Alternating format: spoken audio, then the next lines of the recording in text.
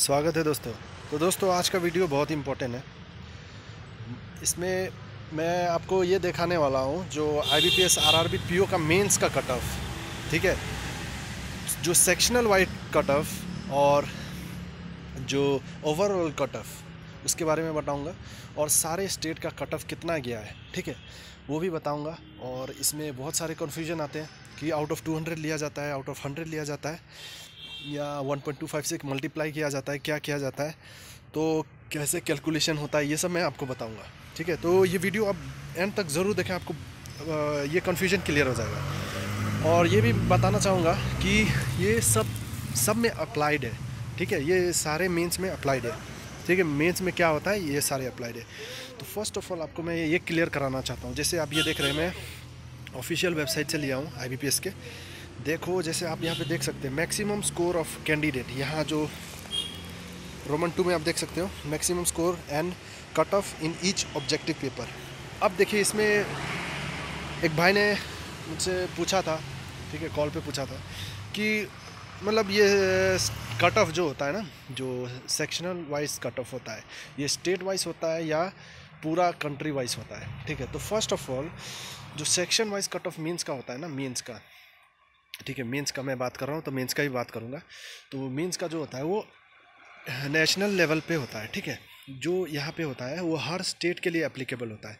जैसे आप ST का कट ऑफ देख सकते हो, रीजनिंग का 11.50 गया है और EWS जनरल का 14.50 गया है। तो ये हर स्टेट के लिए मिनिमम कट ऑफ होता है। इतना हर कैंडिडेट को स्कोर करना होगा अगर क्वालिफाई करना है तो, ठीक है।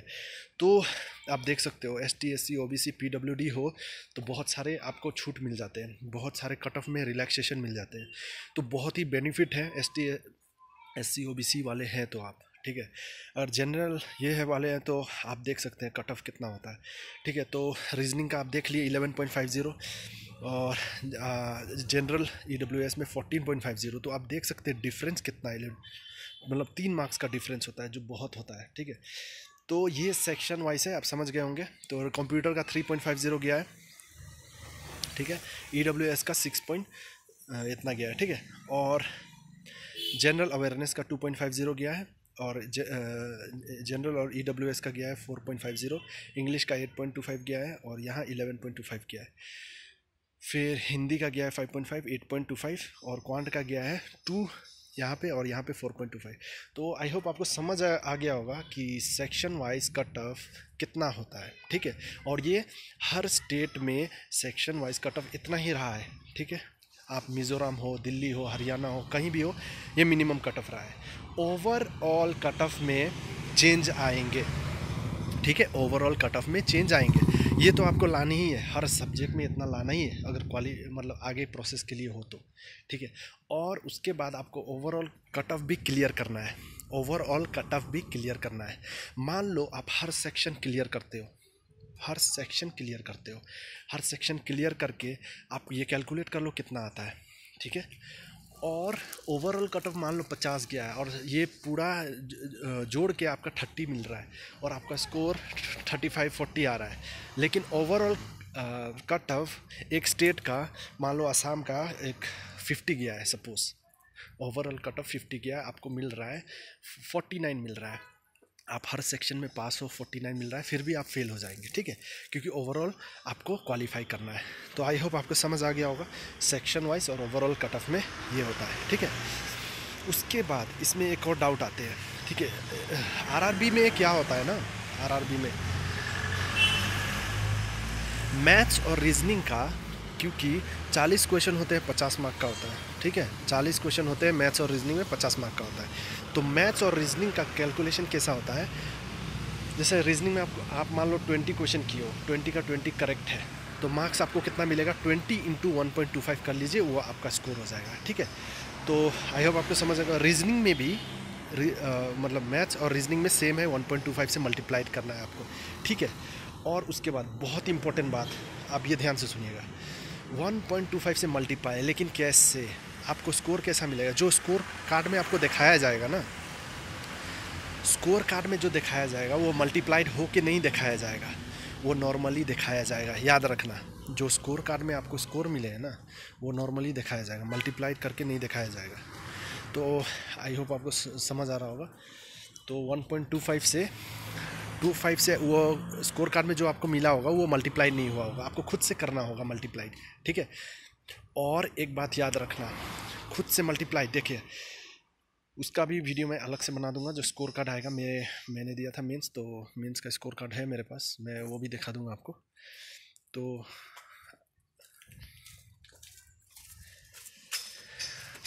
आई होप आपको समझ आ गया होगा क्या है। तो ये था आपका मेंस का स्ट्रैटेजी, ठीक है। अब इंटरव्यू के साथ कैसे कैलकुलेशन होता है वो मैं अलग से कैलकुलेट करके आपको दिखा दूंगा, ठीक है। कैलकुलेट करके बता दूंगा आपको, वो अलग वीडियो में। अब आपको सेक्शन वाइज और ओवरऑल कट ऑफ के बारे में समझ आ गया होगा कुछ। तो चलिए हम नेक्स्ट देखते हैं। नेक्स्ट और एक डाउट क्लियर करा देता हूँ आप सभी का।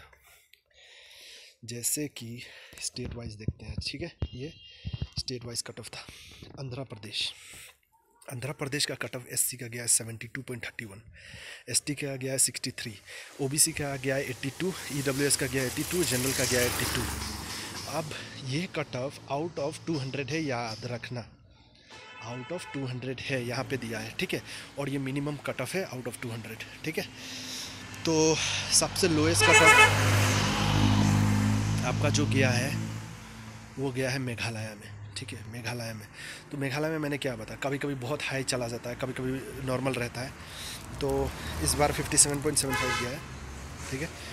और एक बात, ये जो एन ए लिखा है, ठीक है, एन ए मतलब क्या हुआ, वैकेंसी था लेकिन कैंडिडेट ने क्वालिफाई नहीं किया, ठीक है।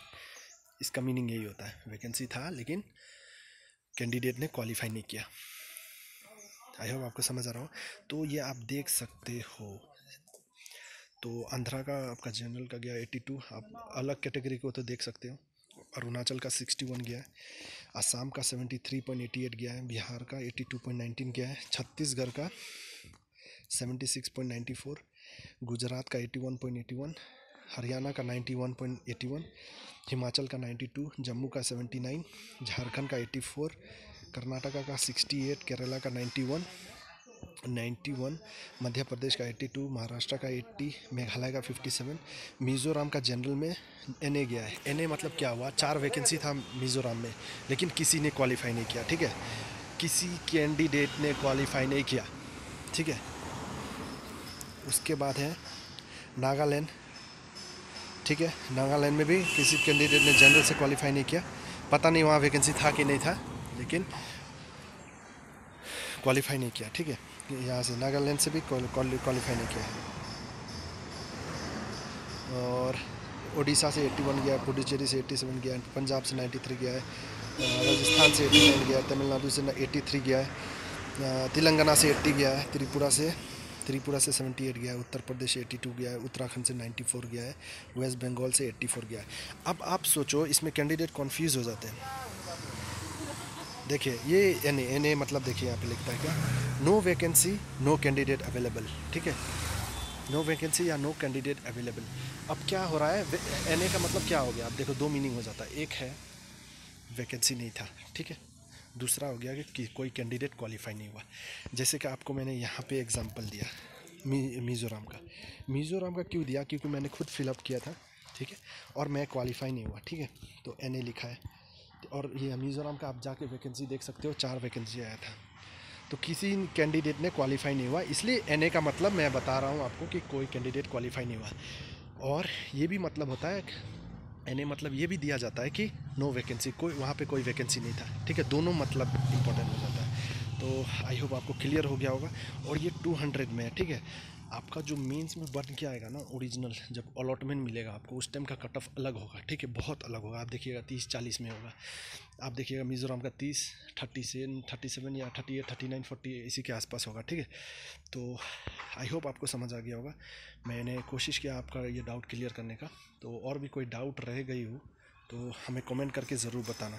तो ये रही ओवरऑल कट ऑफ सारे, और डाउट आपका कोई भी हो तो कमेंट करके ज़रूर बताना हमें।